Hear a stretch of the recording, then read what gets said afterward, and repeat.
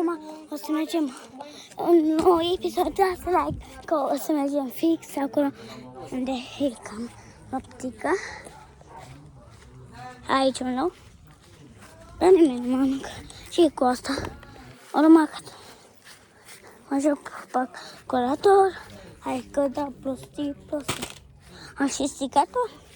Da? Uite-le. Și aici le-am scos acum câteva zile. Haideți să sărim.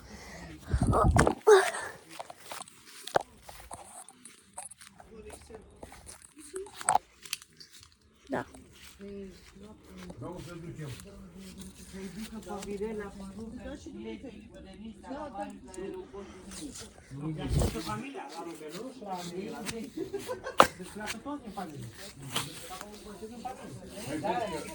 Ok. Ce e acolo? Vedeți ceva?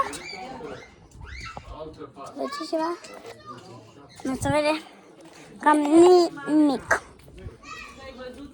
Dar dați like. Ce era să mă împiedic? Fugiți, veniți. Am văzut. Ce e aia? E ok, să atât. Ok. Așa e mai bine, că să vedem mai tare.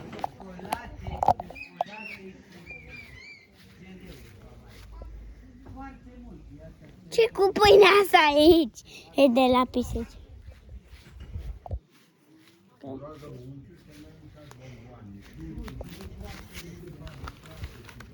Nu știu, sunt așa sensate.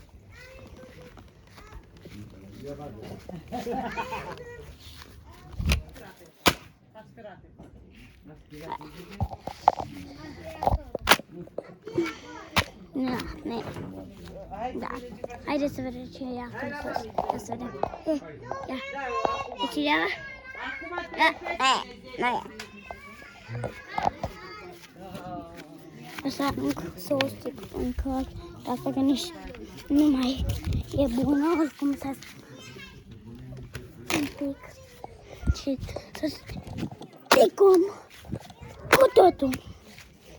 Noi o să facem videoclip pentru o să încercăm să spargem acea tastatură.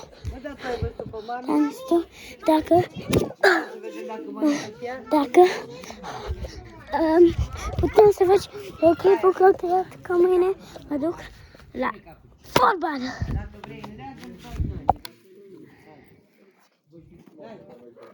Asta încă mai merge.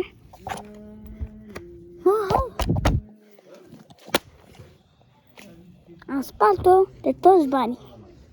Îmi vine lumina în ochi, fresh în ochi, de fapt, nu mai văd. Ok. Hai să vedem.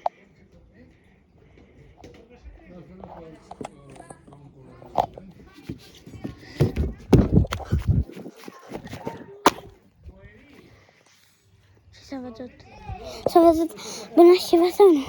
Ziceți în comentarii. Eu văd comentarii.